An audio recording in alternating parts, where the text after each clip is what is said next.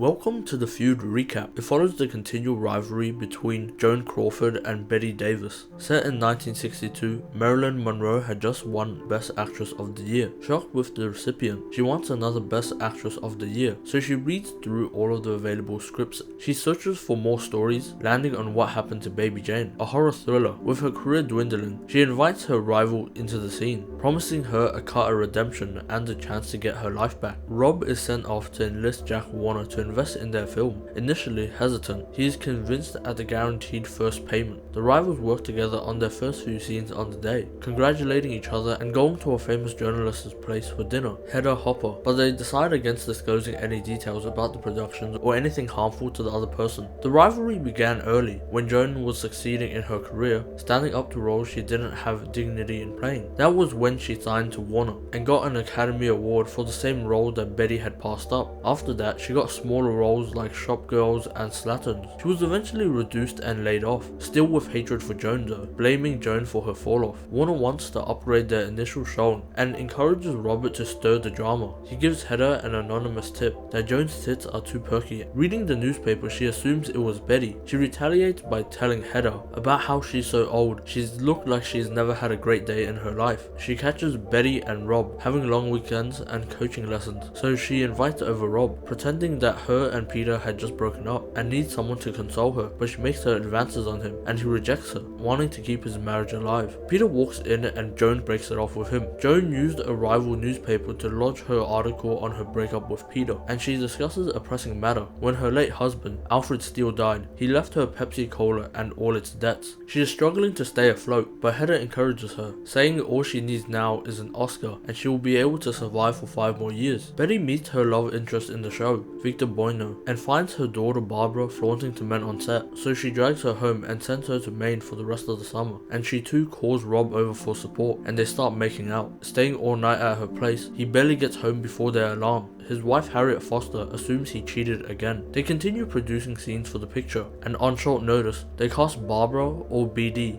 as the neighbor. They all know she is going to be terrible, but now she can recognize how hard Bette works. Bette and Victor go over lines after work, finishing their portions. Hedda writes for the Times, as Joan rattles off remarks that she had about Bette during their last few scenes. And Hedda, on the other hand, goes behind her back and wants to hear Betty's side of the story, but she won't budge, so she taunts her by saying BD's performance was horrible, and BD had heard the entire conversation. They pack up for their last few scenes, and Bette consoles BD as she cries, fearing that she ruined the picture. Warner wants them to reshoot some scenes, and they do so, giving a heart-throbbing speech as they take their last several takes. After the picture is finished producing, Joan and Bette visit their agents, requesting more roles and scripts, but they are shunned. People are fearing that Baby Jane will be a flop. As days progress to the preview, Robert worries that they will need to sell their house if the film fails, and Harriet still supports him. Joan goes to her favorite restaurant with her servant, Mamacita. They wait in fear and anticipation for the film to start. They join the crowd for the preview, finding out that everybody liked it, even getting asked for autographs after the movie. Robert wants to do more war films, but Warner puts him more on romantic films and older ladies. Whilst the initial press is good,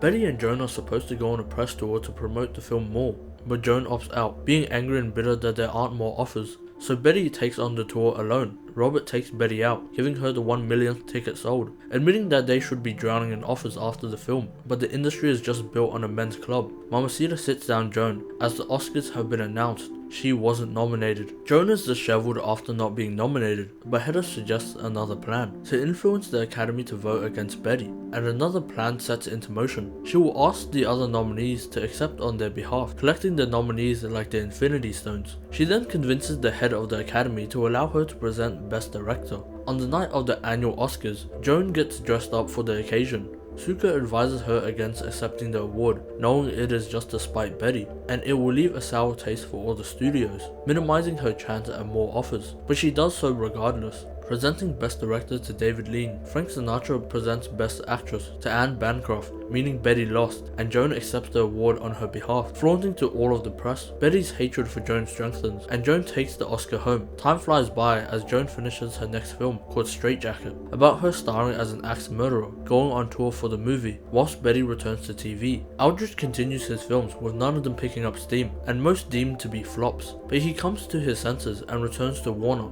accepting a new gig as directing for The Two Hags on a script called Whatever Happened to Cousin Charlotte, later changed to Hush Hush Sweet Charlotte. He is made to convince them, but Bette wants full creative control, and Joan wants an advance on Cousin Charlotte. They go to their script reading for the picture, promising to be allies for the picture because they both want to succeed. Joan wanted an advance because there have been rumors around town about her in a Blue movie, and Hal is threatening to sell it. With the advance, she gives the entire check to Hal, but finds out there isn't a Blue movie. Mamacita later informs her that her brother Hal died in the hospital, and she breaks down, throwing a vase at Mamacita. She warns her that if she throws another thing at her head, she will quit. After their night out, Harriet breaks the awful news. She wants a divorce. Every time he is producing a picture, he barely spends any time at home and is rushing from place to place. They practice the scripts and Bette hears of the news. She promises to stay with Aldrich forever. They fly over to Louisiana for shooting. The driver forgets about them at the airport and they wait in the lobby extra long to secure a room. She calls Aldrich to inform them that they have safely arrived. To her dismay, she finds out that Bette and Rob are closer than friends. They continue the production, with Bette being closer with Robert than usual. She finds that some of her lines have been cut, and she storms off. Robert goes to console her when she finds out that Bette has been promoted to a producer. That night, they celebrate the production without her, and more of her lines are cut the next day. She is told to sit out for the next scene, but when she wakes up, the entire crew had abandoned her. Storming back to the motel, she confronts Bette, knowing it was done on purpose. Betty's daughter BD gets married at the age of 16 to Jeremy Hyman, who was 29 years old at the time, which was a tough time for Bette, as they move out of the motel for a different scene. When Joan discovers that more of her lines have been cut, and her big dialogue too, she is furious. They drive to the hospital to fake an injury. Halting production, she continues to make them wait, given it has been over 20 days. They want to either recast Miss Miriam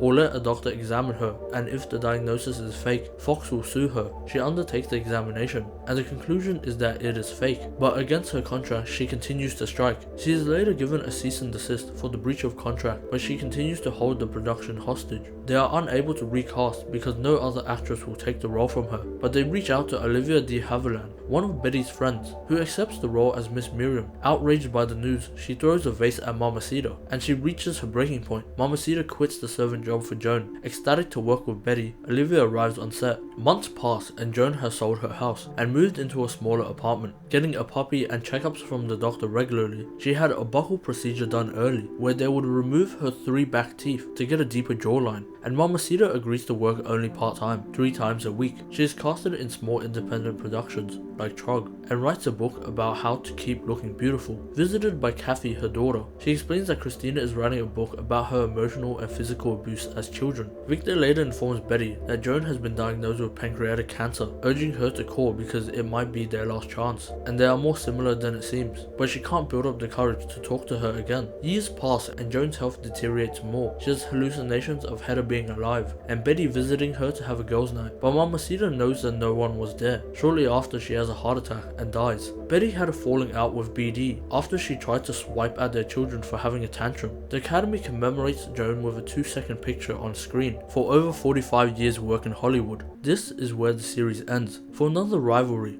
watch this.